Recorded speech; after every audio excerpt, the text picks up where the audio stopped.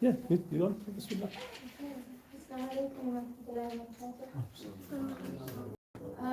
Jazakallah, brother, and everyone from this message for this opportunity to speak here today. I've been really privileged to spend quite a lot of time here in the UK, and of course in that time I've made quite a lot of observations. I prepared a really lovely presentation with lots of photos and videos from back home. Inshallah, when the sister comes with the device to connect, I will be able to show you that. But in the meantime, I thought maybe I can just start by sharing with you some of my personal journey. It's not been easy to, to be someone who is on the front lines, protecting and defending Allah's creations. At the moment, I live and work in a place called the Tana River Delta. So the Tana River is Kenya's longest river. It's almost about 1,000 kilometers long. And the delta is where the river actually flows into the Indian Ocean. It's a really, really special place, one of the only places in East Africa, for sure, where you can find turtles, leopard, lion, elephant on a beach. So it's really special to me. Not a lot of people have the opportunity to visit this place. We're very close to the Somali border, and so there is a prevalence of the Al-Shabaab militia, and they're not exactly the best people. Just very young connected. Is it just direct? So yeah, I can share with you some of my personal struggles in trying to protect this really special ecosystem. It's one little forest, but it's a really important forest for me and also for the wildlife that inhabit it and also the communities that surround the forest. Unfortunately, it's under a lot of threat. There's a lot of vested interests in, possibly destroying it. And of course, this didn't sit well with me. And just by principle, I tend to, when you see something wrong happening, you want to react, you want to stop it, you want to do something. And so I sort of became a bit of an activist in trying to prevent this usurping of a very special place, which would have led to a demise in all the creatures that live inside. And as a result of that, I have been subjected to a lot of harassment, a lot of intimidation. Even this morning, some members of my family were contacted by my adversaries. I've never really spoken about this publicly, but I feel that as a Muslim community, I'm in a safe space and I'm able to speak about these issues. It's not easy as a woman to be in a position where your life is being threatened, where there are multiple attempts to detain you. But I just wanted to share before I get into the main part of my talk that it's really just a lot that has kept me going. I remember on one incident, I really felt like this was the end for me. There were people following me everywhere I went. I was staying at a friend's house and they tracked my location. And I had to be flown out by Amnesty International and with the support of a group called Center for Justice and Governance on Environmental Action. I was put in a safe house. And I remember that night just praying my salah and just asking Allah that, if this is going to be my last night of freedom, that may Allah grant success in the cause and help the Muslim Ummah to continue to fight for what is right. So, inshallah, sorry it's a bit emotional because I remember that night was very difficult for me. I was alone. I couldn't see my family for months. And I really felt like this was the end for me. I didn't know if I was going to come out the next day alive, or if I was going to be incarcerated in a cell for many, many years, just because I wanted to save a forest. So for me, people's vested interests and worldly prophets don't mean anything. To me, I look at the lives that I feel Allah has entrusted me with their protection, and I see it every day when sometimes I'm sitting just in my camp having a cup of tea, and an injured elephant or a lion will come almost to tell us something's wrong, we need help.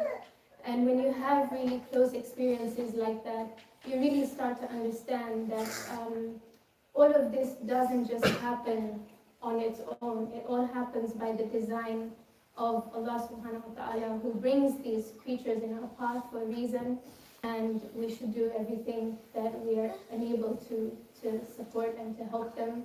And where we're not able to directly, I feel we should support those who are doing that work. So I'd like to start with my talk, inshallah.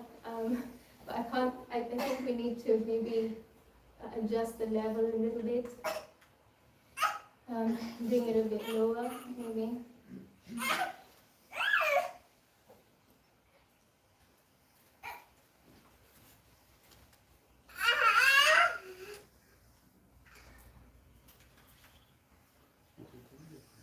Can you put a slight,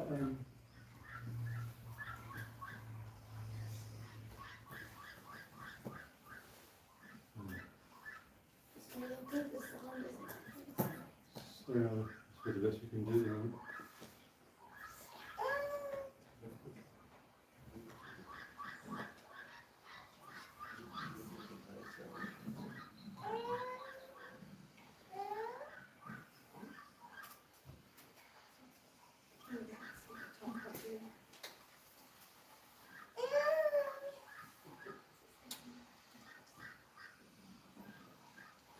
I actually took this video on my phone, and he was very close to me, but he did not harm me at all, so it's very special.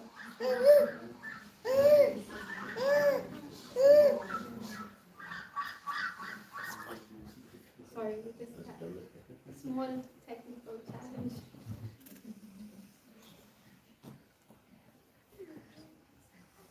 Is that it? Oh, yeah.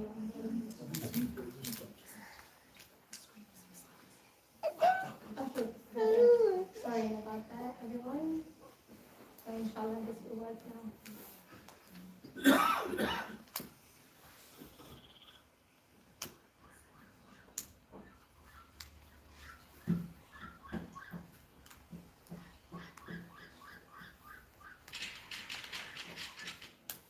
you're alone with this elephant at this time. Yeah, sorry.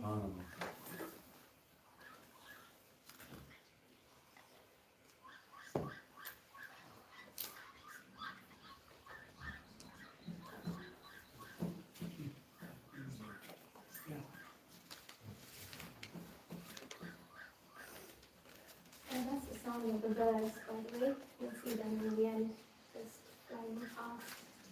And I love this verse of that I've put on the screen, because it reminds me every time when I see scenes like this in my daily life. I hope, I have the hope that some of them will make dua for us. Could you just read that? Yeah.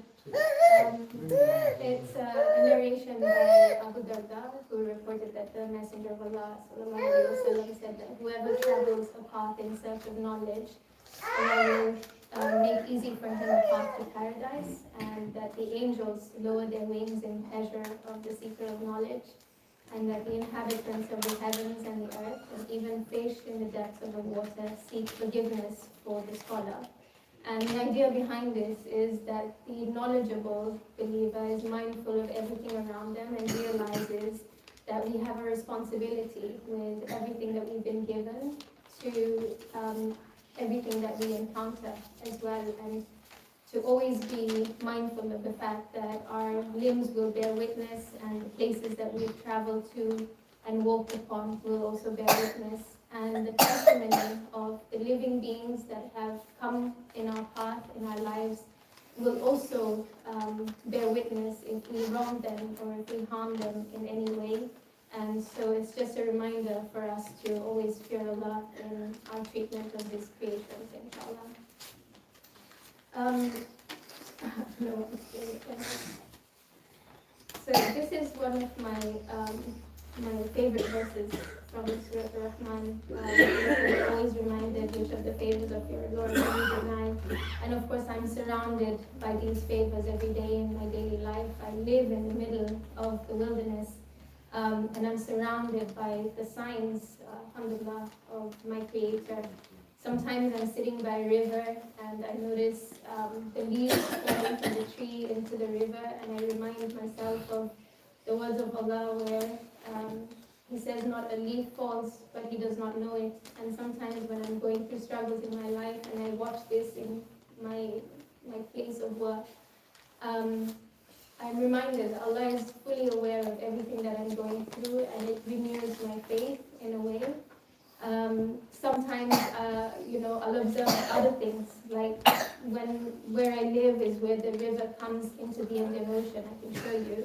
So this is the Tana River Delta. That's the Tana River. That's where it flows into, and you can see the barrier. And in the Quran, we're told that there's in between the two waters, the two bodies of water, is a barrier that they don't transgress. And this is a reminder for me also in my daily life that I should not transgress against the boundaries and the limits of Allah. So I do live quite a world away from you, but I'd like to think that there are shared ways that we can improve our relationship with our Creator through observing the obligations that we have on the creations of Allah and their rights upon us as well. I'd like to play a video for you. This is a video, it's in Swahili, which is our language in Kenya, and it's of a fisherman who's really, really upset. So I will play this for you, and I will tell you why after.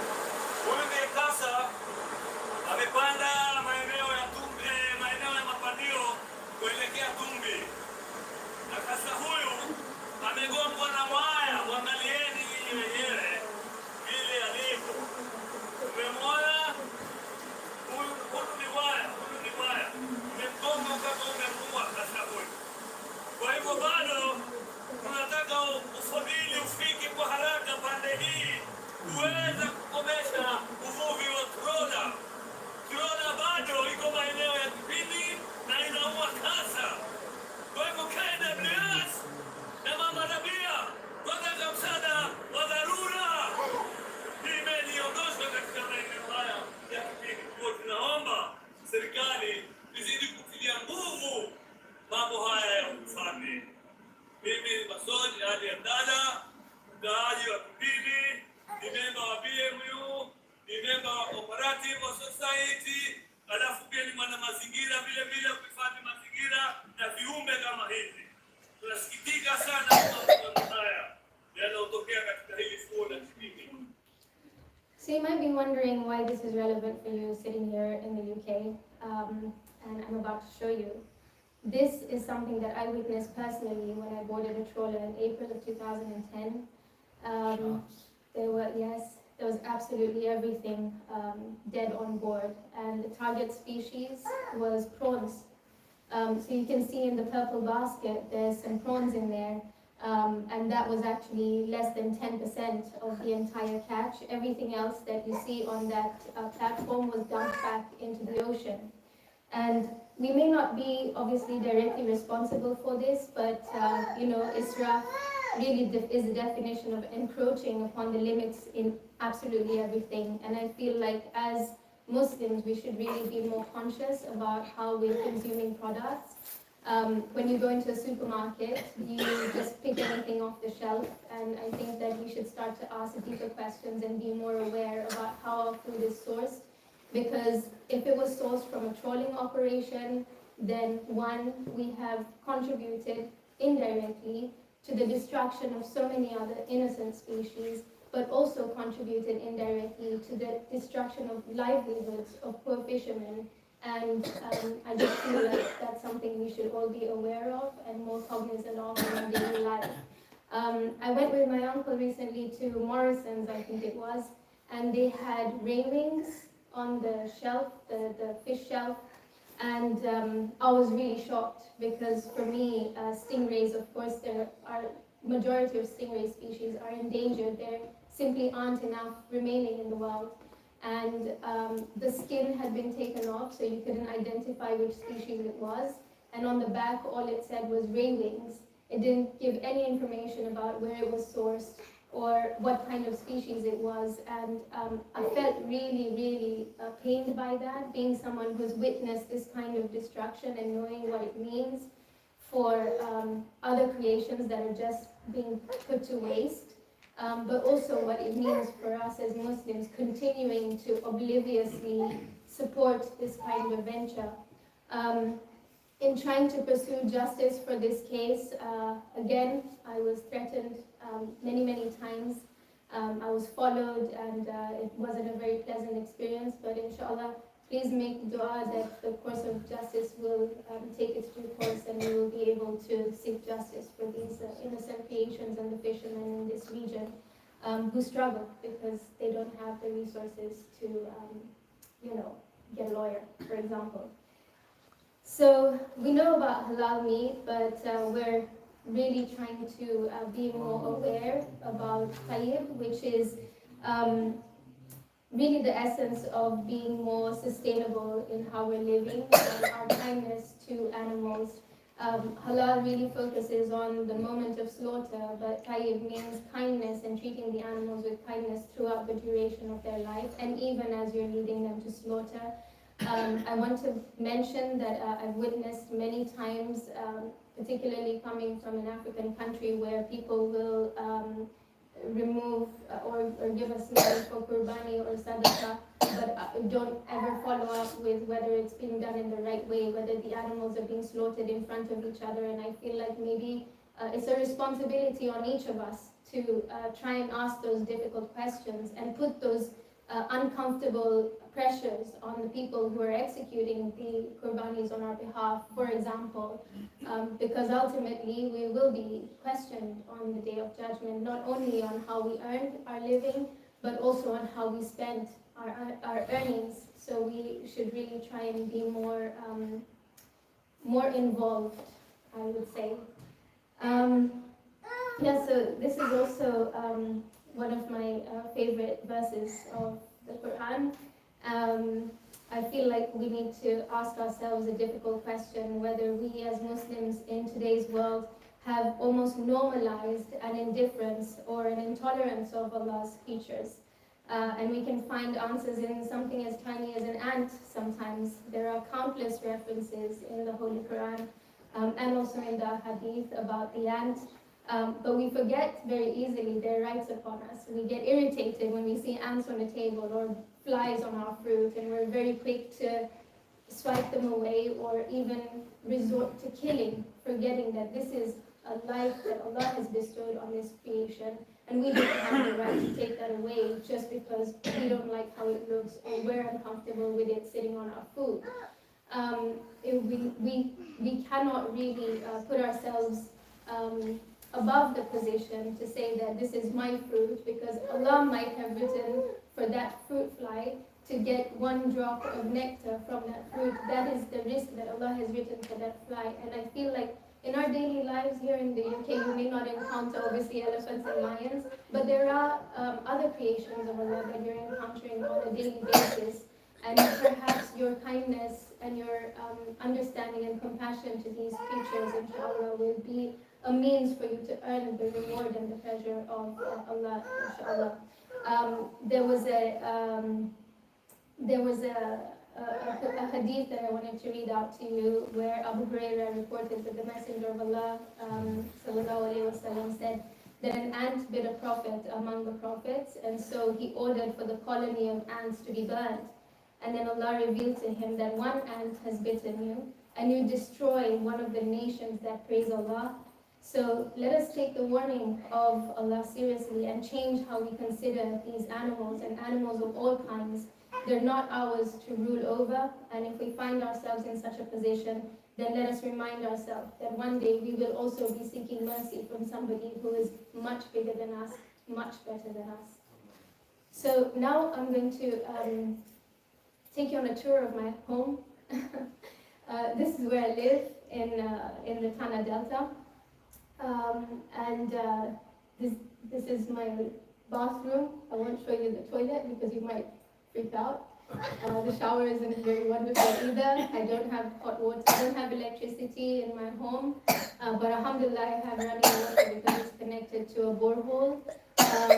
I have solar lights that work for about 4 to 5 hours. So I make sure that I cook before it gets dark. And I have the lights on before I go to bed.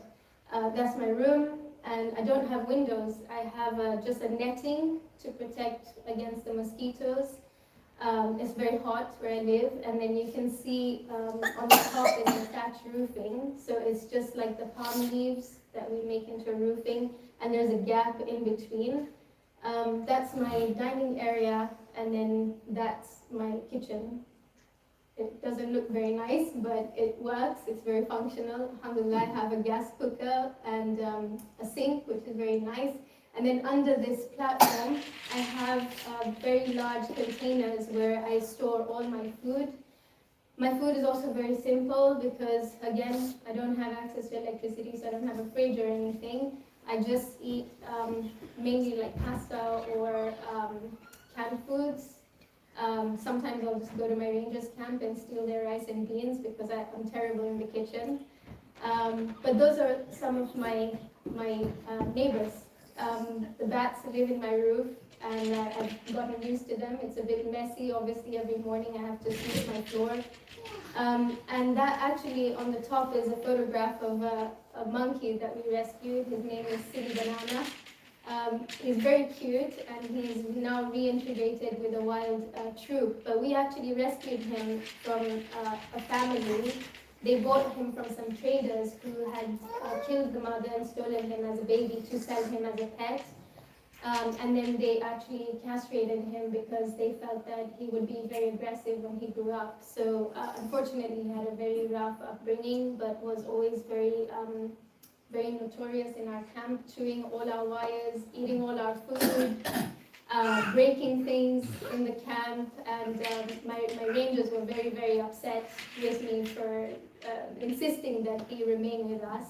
But alhamdulillah, over time, he managed to meet some wild monkeys, and he reintegrated with them, and now he visits our camp once in a week to steal our food.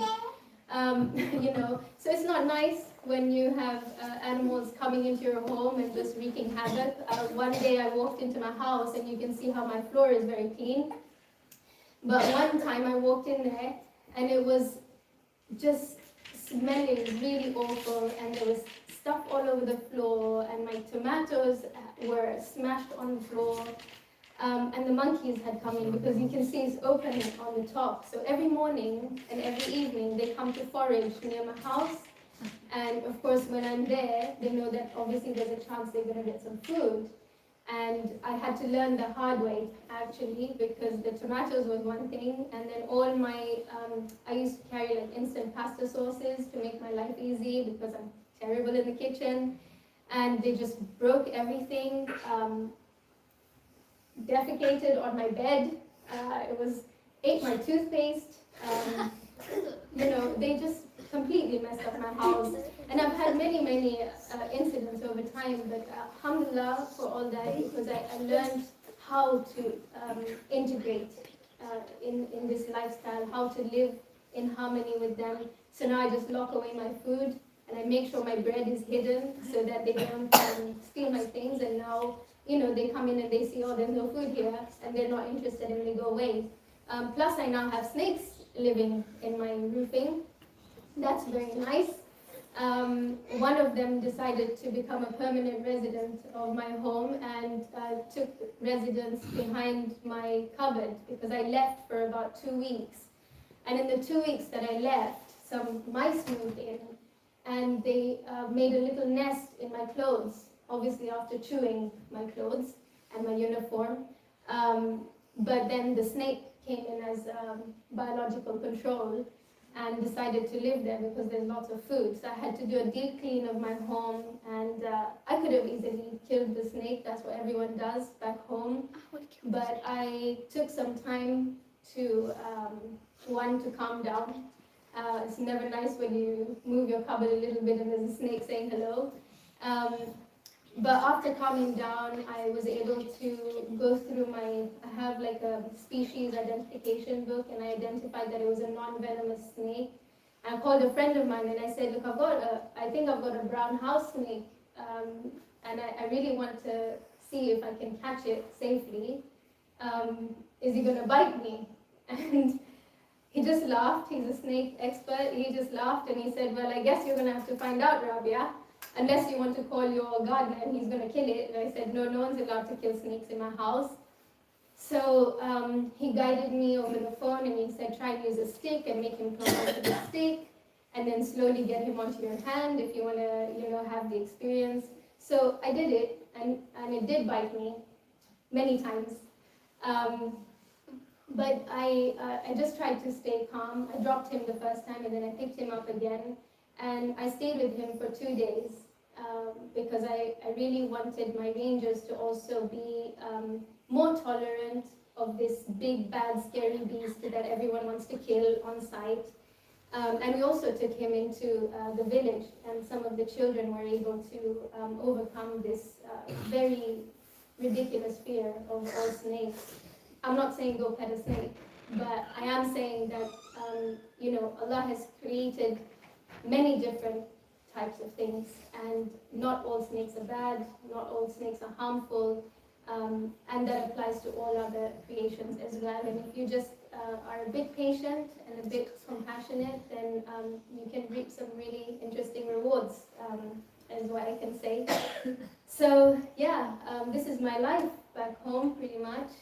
I've been in the city for a while, and I have to say I really miss the sound of my elephants rumbling next to my kitchen, the sound of lions hunting zebras just outside my window at night, and the crazy hyenas. I have very noisy neighbors. But I really want to take this opportunity to express my gratitude to my late father. May Allah grant him Jannah. Yeah, it's a bit emotional, but I'll show you. So this is my dad, and from a very young age, my dad always taught me. Thank you. Yeah, my uncle's here also, my dad's brother. I remember my dad who always taught me and reminded me that we have a duty to Allah's creations, not just animals, but also trees and the environment in general. He was very sensitive about particular things like, israf, obviously, unnecessarily using plastic. And I'm really grateful because my dad really remained a rock for me throughout my journey and encouraged me at all times to practice mercy to animals, even the ones he didn't like the rodent that he's holding there. And always also reminding me that it is charity to help all living creatures. I think Allah has put me in a place where I'm surrounded by non-humans. It takes a long time before I'm able to go into a village or into a town and actually speak to another human being. So, I talk to animals and it's totally fine. But I'm really grateful to my dad for his support always, and his encouragement and his guidance, and for really investing in my education, because today I'm able to do what I'm doing.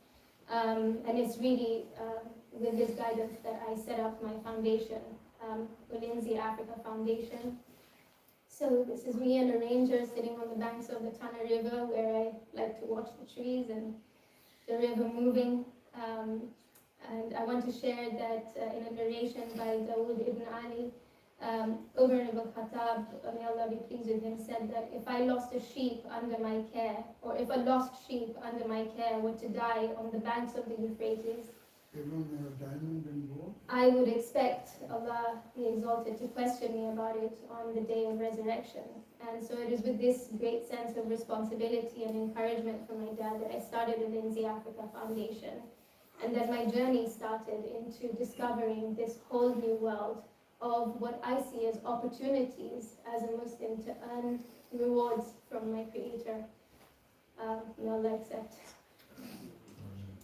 So these are some of my the early stages of my journey. I'm going to put a small disclaimer. You might see some slightly disturbing images, but inshallah, this is the truth. I don't like to hide it. This was the first elephant that I saw. She was a 5-year-old elephant. She had been shot 13 times, the sole purpose of which was to extract her ivory to make jewelry, or trinkets, or whatever people use ivory for. I was really shocked by this experience. At the time, I was working in the media, and I was only focusing on highlighting some of these challenges of the natural world.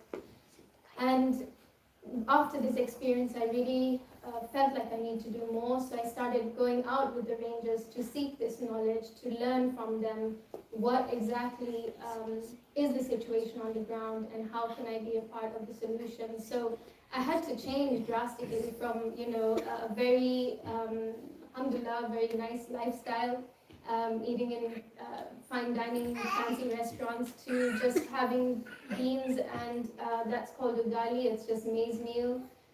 Very basic foods, but it was a very enriching experience for me, and very humbling also.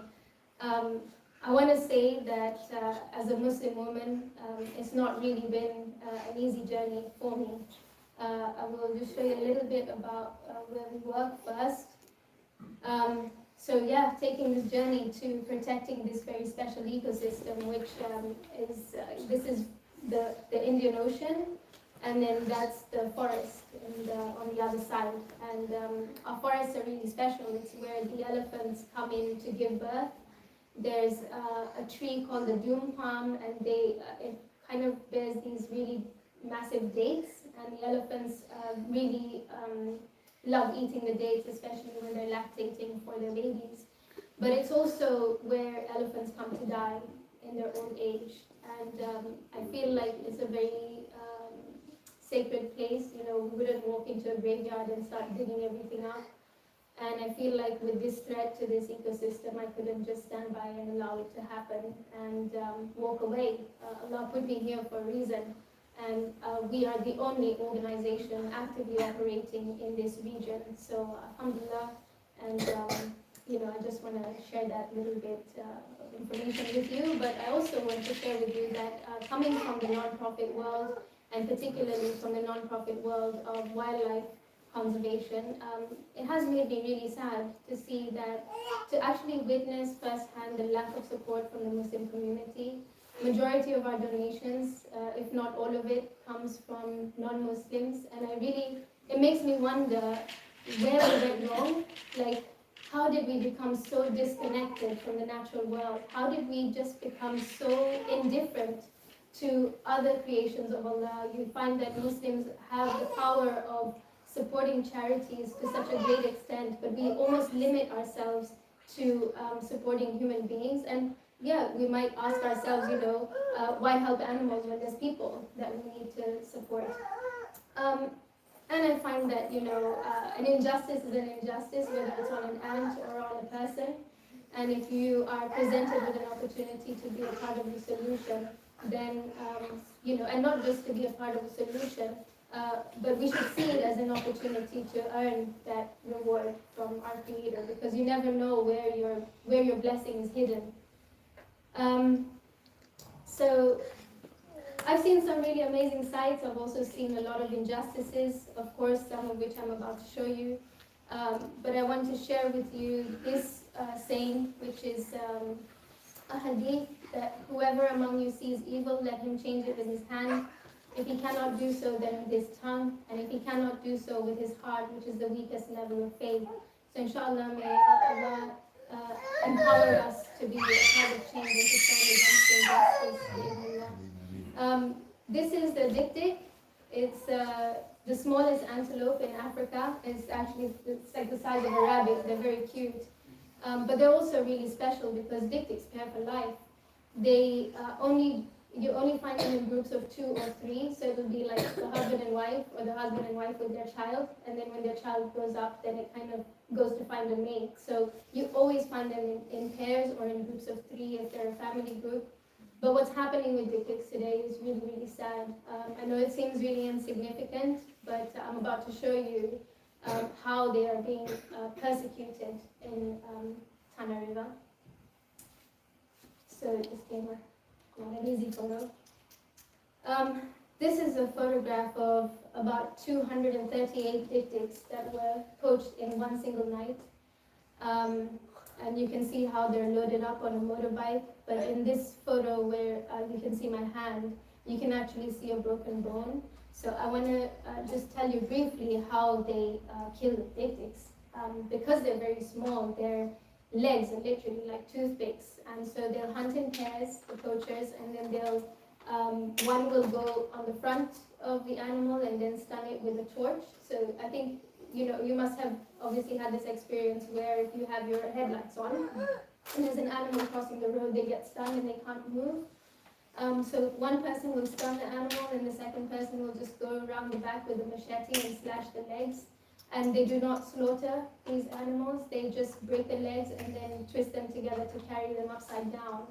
And so they really suffer a lot before they finally die of pain.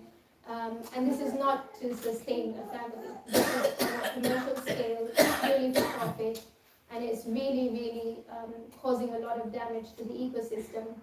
We were called in by a community in NASA to come and help stop this. We're still continuing, but we're a bit strained with resources at the moment.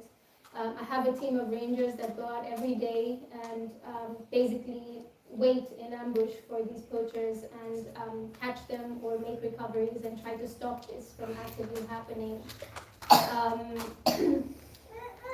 I want to say that at the moment we've paused our operations because of a lack of funding, but really this is the only way they're going to survive. If the dik-diks continue to be taken out at this rate, we're averaging about 400 animals a day, then this is going to have a detrimental effect on the human population in this area. So the community in this area are livestock herders. They depend on their livestock for food, for milk, for money, if they want to send their kids to school. It's really their only livelihood. And if we lose all the dik-diks, then the predators that live there, the lions, the hyenas, the wild dogs, they're going to start going for the livestock. And so in recognizing this, we've stepped in, or we did step in to try and mitigate this a little bit. But of course, the challenges are everywhere. Down here, you can see a photograph of a porcupine. And you can see how obviously this porcupine was trying to defend itself with the quills, and they just hacked its face off. It's a very brutal way to obviously end a life. This is not what Islam teaches. Some of these poachers are Muslim, sadly. But the reason why I'm showing you this is because it's not just dik-diks that are targeted. If a poacher is going out to poach dik-diks, they'll poach absolutely everything else in its path. That's a photograph of one of my rangers. That's Joel. He's amazing. And behind him, you can see the head of a hippo. And with hippos, it's also quite tragic. They basically will sometimes they'll dig a big trench in the ground on the path that hippos follow. So they all have their own trails that they follow every night to go and feed. They have to come out of the river and then they walk back. And so they'll dig a big trench and then they'll put spikes inside the trench. So when the hippo goes, obviously with the weight of a hippo, it'll just fall in there and get spiked, impaled multiple times. And then they just come and cut him up. This particular incident was really sad. It was a mother hippo and she was pregnant. And, the poachers just started chasing her in the middle of the night with torches, with machetes. And she actually dropped her unborn baby. And they speared her multiple times. They killed her and also killed the baby. We haven't yet managed to get justice for this particular incident, but we're still hoping that, with continued community awareness, with continued efforts to keep my rangers on the ground, we will be able to protect more. This is also maybe qadr of Allah, you can't save them all, but for the ones that you're able to save, you have to make an effort. And I've put the last photo there. That's an image from November, this November gone. It's 2 traffickers that were arrested by my team and the Kenya Wildlife Service together with 6 pieces of ivory. And I've put this photo on there just to show that ivory poaching is not something of the past. It's still happening today. It's very, very real for me in my world. But inshallah, with support and with dua, maybe we will see a better day for these Asians. So like I said, I really believe that everything happens for a reason. Allah has brought me here for a reason with this message of compassion, hopefully. Aside from my wildlife charity, I also continue my late father's work to provide support for needy Muslims in these areas, particularly in Ramadan. And I want to share with you, this is Omar, he's my head ranger, he's amazing. And maybe actually I can share with you just on the side, at the moment Omar is facing a lot of struggles. You might see him smiling, he's very dedicated, he's 100% committed to working. But he also faces challenges back home. So he has a 9-month-old daughter now, and she has a heart condition. And coming from a village where he is, it's just not possible to get the kind of medical help that she needs. So inshallah, anyone who's listening or watching this, if you have any ideas on how we can help Brother Omar, he's our Muslim brother, please reach out to me or somehow, I don't know, I'm sure Brother you can make a connection. Inshallah, we can try and see if we can get his daughter some help. That's just a personal on the side thing. I feel very responsible for my staff, the people who are under my care, because they are my responsibility after all. And where we can help, I think it's important that we do so. So this is Omar in his village in Asa. I spent a week there. It was very interesting. I spent a lot of time with his family as well. And this is a video of him explaining during the drought how the community get water, and also giving us a little bit of an insight on their relationship with wild animals that they live with as well. So inshallah, I hope you enjoy. It's just a minute long. And here is the only reliable sources of water. As you can see, this is more than 20 meters down the ground. This is a shallow way. And this is where the women come at night, because during the day they can't even get that small water. So they come at night so that to get at least, after waiting for 3 to 4 hours, they manage to get 3 cups of water. So last night, when the women were sitting here waiting for the hour for the water to rise, the lion also was just there waiting for water. This is the kind of situation in Otoganda. Yeah. Was he waiting for them to put water for him? Yeah, they are waiting. Is that what the community does every day? Initially, they were doing that when there was enough water. But right now, the water is not sufficient for even for the so they can't even manage to pour water here for life. The little they get is for their family and their domestic. Okay, thank you.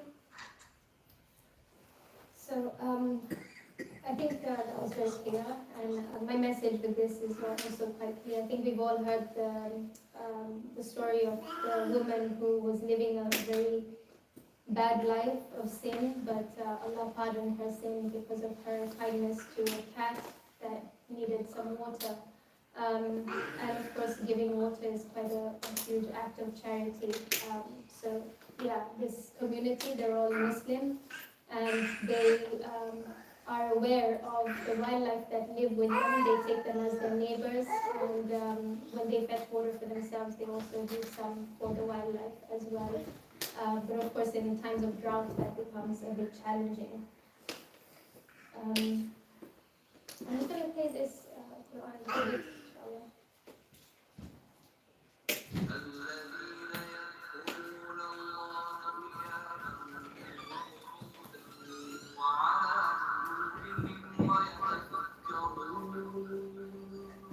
ويتفكرون في خلق السماوات والأرض ربنا ما خلقت هذا باطلا سبحانك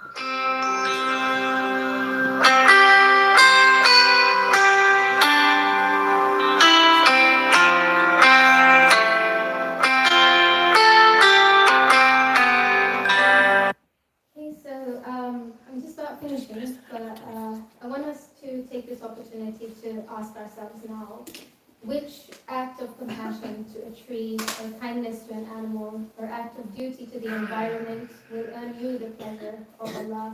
I pray that these opportunities are not missed by all of us. The next time we see a cat or a fox or a mouse in need of help with an injury, in hunger or thirst, maybe that could be the opportunity that tips your balance, your weighing scale on the day of judgment, inshallah.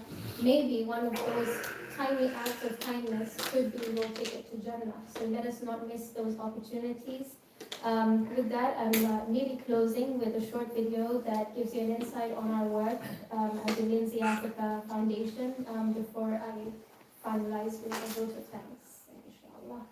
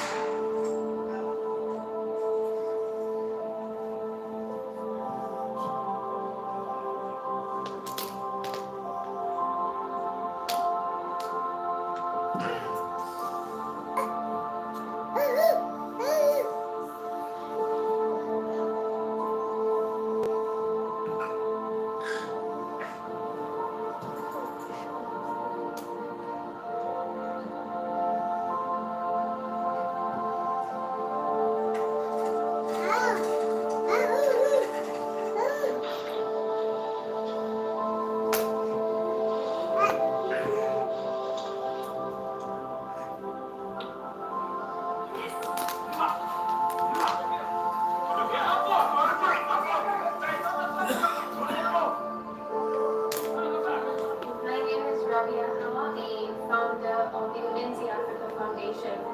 You told me the other day that you were here and you saw what was going on and you said you felt something.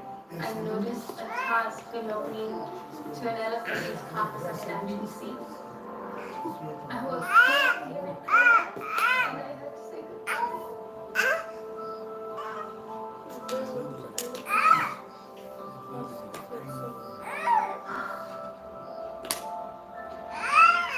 I really hope that this, whatever we're doing, is going to make people stop buying ivory and just kill the trade, just ban the trade. We need our elephants. I need elephants. They're so gentle and they never harm you. They don't ever wish anything bad for us. And here we are, just with the same hands that God has given us to protect these animals, the same hands that God has given us to look after His creations. We're destroying everything. We're just mercilessly. I don't want to be the one who is known for, doing nothing to protect elephants. We still have poaching, we still have rangers that are under-equipped, that are underfunded.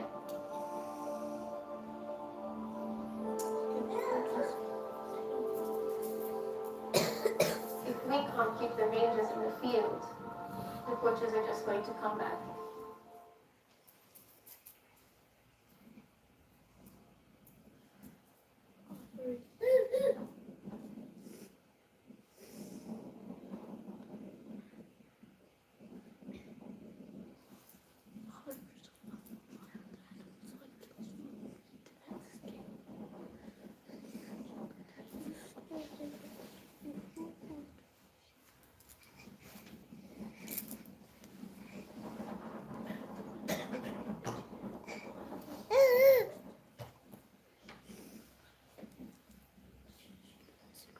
Jazakallah for your patience in watching that.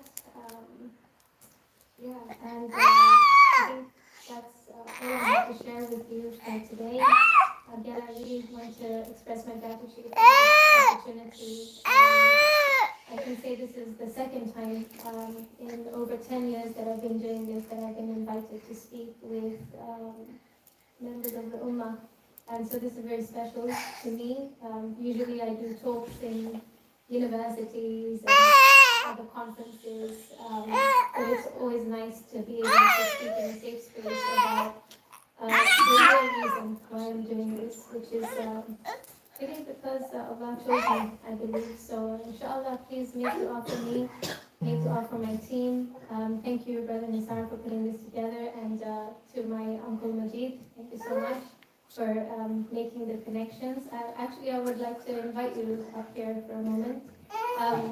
He actually joined me in 2015, I think it was, or 2016, for my walk with rangers. We trekked from Arusha in Tanzania to Nairobi, 15 days on foot to raise awareness about what was happening and also raise the support. And he came all the way from England to Kenya to walk with me. So I'm really grateful for your support during that and your continued support always. May Allah increase you. And may Allah grant us maghfirah and compassion to His living things. And hopefully we can spread this message and teach our children to be compassionate to spiders and ants and rats and cats and dogs. Their saliva is haram, doesn't mean we need to hate them. So just gonna put that out there. I love dogs. Let's teach our children to be custodians of khilafah of the earth as Allah intended for us to be, inshallah. So jazakallah khair, and just to remember us in your du'as. Thank you. Yeah, so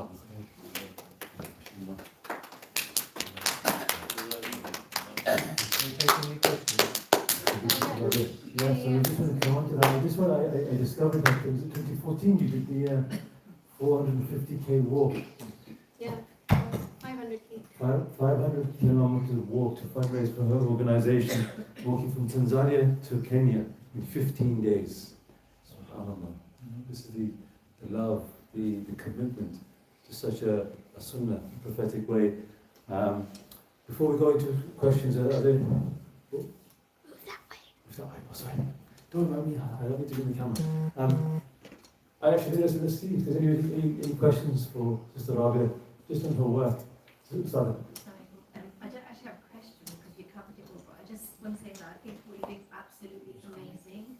And like Ustad said in the beginning, you're covering the Fard Kifaya on all of our behalf, so Allah Zikri Khair. I mean, it's just amazing work what you're doing. Like, I'm in admiration of what you're doing. Thank you, sister. Well, Sada was a well done to you. Allah keep you on that path and give you all support. Well, the question, I think you touched on it, and I had that in my mind when you opened it up. If I had £100 and I had a charity, here collecting, and your charity doesn't come here to collect on it, or give that. I think you said it. We go for human being charities first before thinking about, and we don't have many Muslim collecting for animals that I know of. I'm sure there are. So we have to get our mind changed on that. They are there in creation of Allah as well. Secondly, I think the other thing already is, the ants. And you take a bucket of water because an ant come in the house and they're running around skirting. I mean, we've all had it in England at times, not every year. And you think, right, let's go. I don't know how they talk about this queen ants, but anyway, they do talk about let's find the queen ants. And they take the boiling water, not 1, 2, 3, kill the whole thing. Now, that's been our nature here. So what you're asking is, change that set mind we have kind of thing. And so I think I'm sitting in a house, Allah subhanahu wa ta'ala, and we have mosquitoes. You see nets held by me and put those up kind of thing. So that mosquito, let's get the real thing, because if we start from reality, then we can extend ourselves. How do you get over mosquitoes coming in and biting you? You're trying to, Practical way, perhaps, preserving nature. Mindset, that's all. I mean, you're not going to give me a solution, but you can give me a mindset that how do I, in my mind, say, let him bite? I mean, he's not going to kill you. I mean, you face challenges that nothing to what we do. So how can I get my mindset to change? Okay, Jazakallah for your question. I actually come from the headquarters of mosquitoes, so there's lots and lots of them there.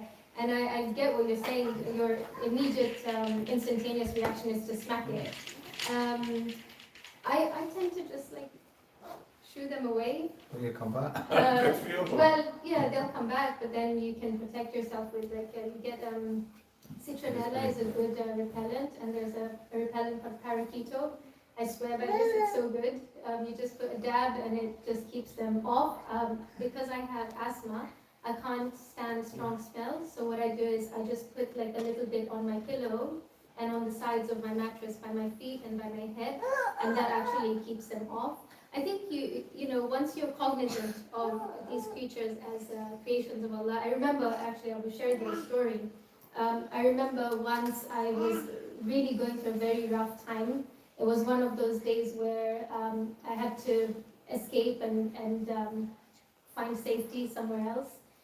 And I was really, really down because I felt in that moment I was not really getting a lot of support. I was not in a position to open up and share with my family what was going on because I didn't want them to worry so much. And you find yourself in situations where you're very alone. And I'm sitting by a water hole and I'm watching this mosquito literally suck the blood from me. And I just observed it for a while, and when he finished, he moved off. I mean, it was hardly half a drop. It was painful, it itched for a while, but that was it. I think the harm that the mosquito caused me, as opposed to the harm I could have caused it, which includes killing it, just outbalanced or outweighed itself. But I remember reflecting in that moment that, you know, this is, Allah wrote its risk on me. And I was just cognizant of that. And I think in here, you know, now that we've already heard this message, we can apply this in our daily life. Of course, you'll have incidents where your instant reaction is to, you know, smack it and kill it, but just ask Allah for forgiveness, because your mindset is not yet attuned to these other creations. And when you do something like that, I'm sure Allah is most merciful, He can pardon. But in terms of finding safe ways to control invasions, let's put it that way, I found that ash is a really good repellent for ants, so you could try that. But there's lots of alternative, eco-friendly ways that you can find. Actually, ants and mice and things were termed as pests by the pesticide industry. After World War III, they needed to find a way to commercialize those chemicals, and that's how the pesticide industry grew and actually became a thing, and they marketed these creatures as pests to us.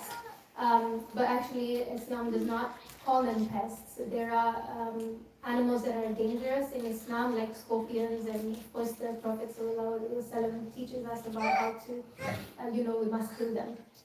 But I find that rather than killing, if you have an opportunity to just move it out of your way, or you move out of its way, that's always better, because I would find it very difficult to have an answer on the day of judgment, should I have taken a life unjustly. But again, you emptied my question, which you've got to follow. Sure. Is scorpion, you know, they are dangerous, you know, so are you saying we're allowed to kill what's going to kill us? Yes, And if you can scorpion confirm can that kill it's you, going to kill you, yes. Okay. Because also some scorpions are not, their venom is not life-threatening. Right. It stings for a while, you might get swelling for 2 or 3 days or a week if it's really bad, but it won't endanger your life. So I think, in short, I live in that setting, I live in the wild, so the kind of animals that I encounter on a daily basis are obviously very different to what you would encounter here. So I have a duty and a responsibility to myself to learn what I'm living with, what I'm living next to, and what's dangerous and what isn't. And then also how to safely conduct myself in that situation. We have a snake called the puff adder. It's one of the most venomous snakes in Africa. One bite and you're done in 10 minutes, basically. We have black mambas also, Egyptian cobra as well. So those are the kind of venomous snakes that live in my area. They have come very close to my house.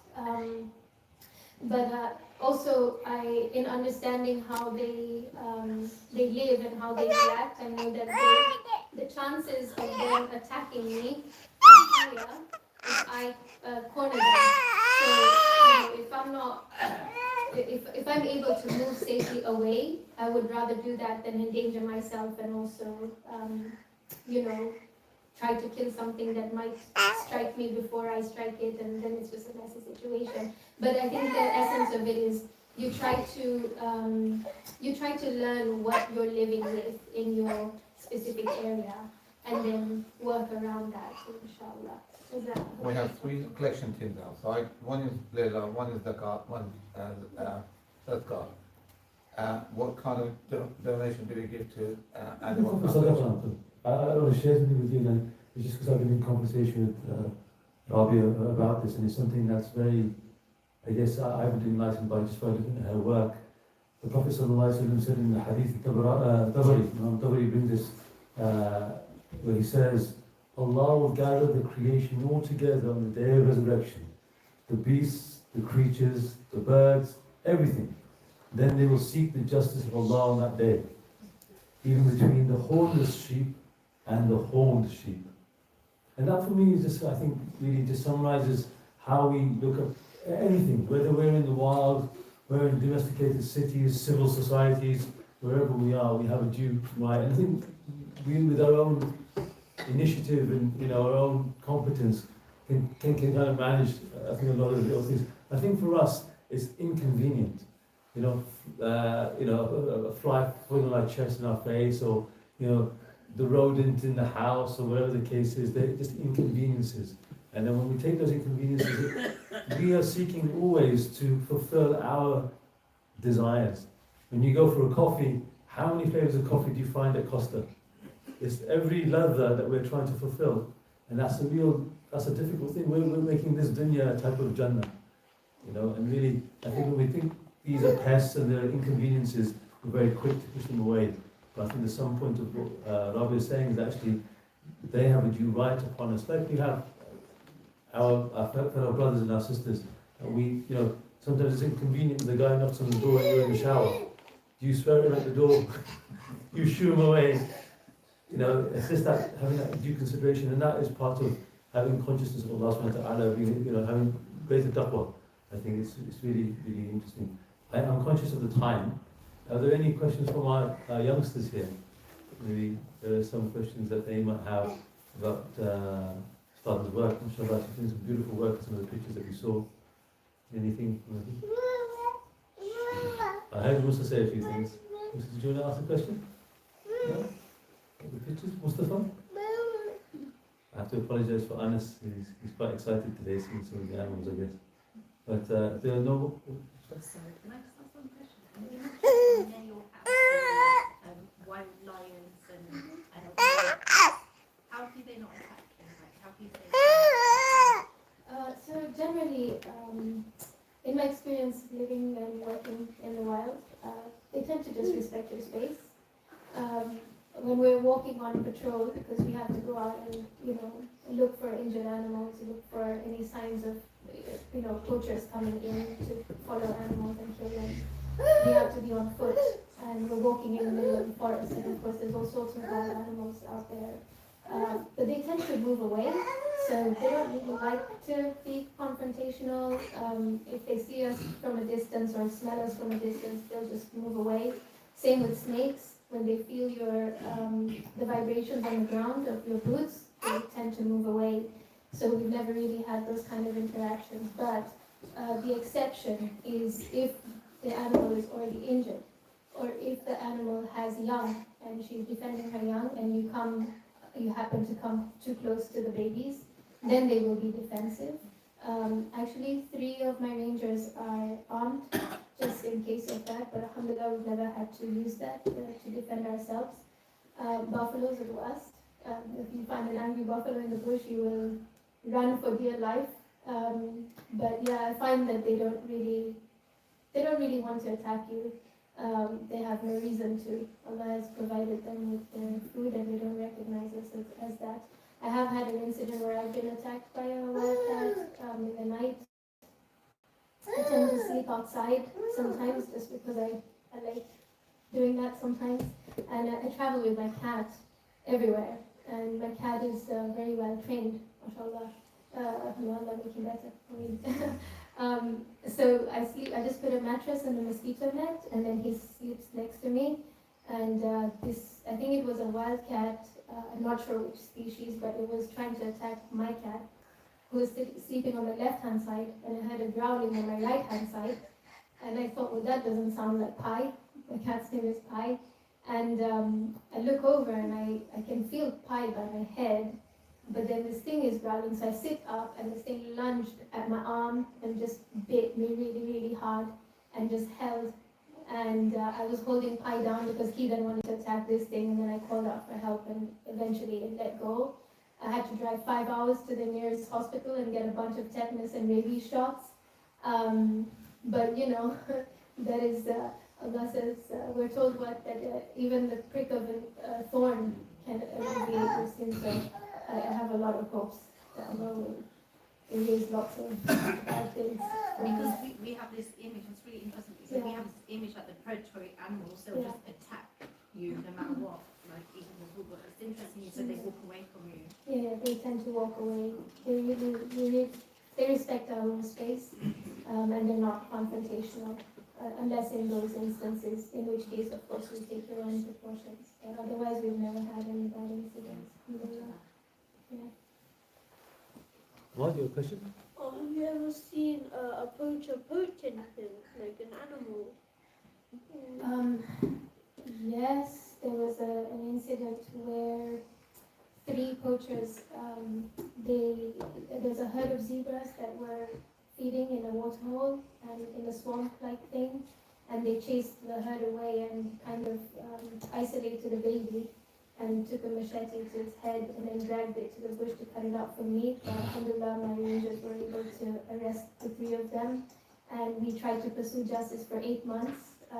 This is not easy for us because there's a lot of corruption in Kenya, and we find that people will try and get off at every way.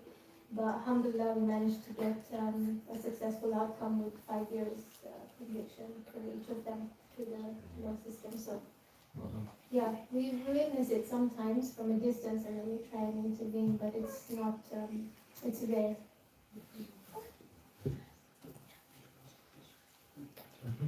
Inshallah, just a word of note.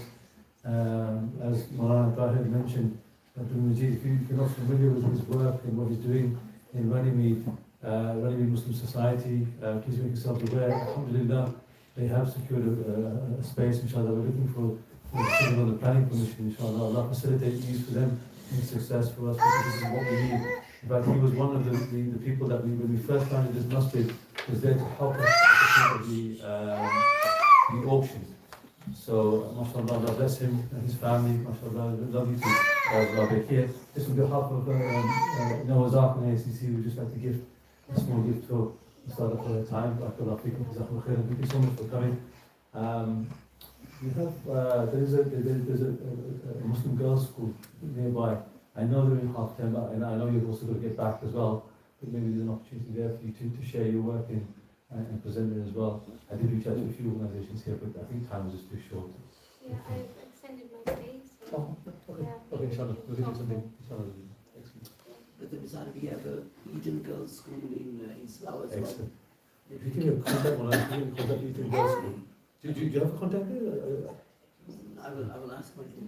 Yeah, ask if you can. Inshallah, Raabia can go and present there. That'd be nice for her to. If you pass me details. Yes, I'll do that. I'll text you the details. دعاء. اللهم صل على سيدنا محمد النبي الأمي وعلى آله وصحبه تسليما.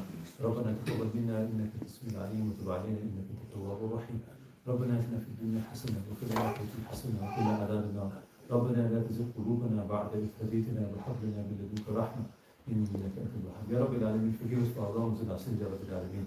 Ya Allah, allow the work of Sister Raabia to flourish, to continue, Ya Rabbil Alameen. Ya Allah, reward her for everything that she has done, for all her ranges have done, for her community, for her organisation. Ya Allah, allow it to flourish, to be successful, Ya Rabbil Alameen. Help the people of Kenya, help the animals of Kenya. Ya Allah, facilitate ease for her and her family, Ya Rabbil Alameen, and all those in the community. وصلى الله على محمد وعلى آله وأصحابه وبارك وسلم. سبحان ربك رب العزة عما يصفون وسلام على المرسلين والحمد لله رب العالمين. آمين.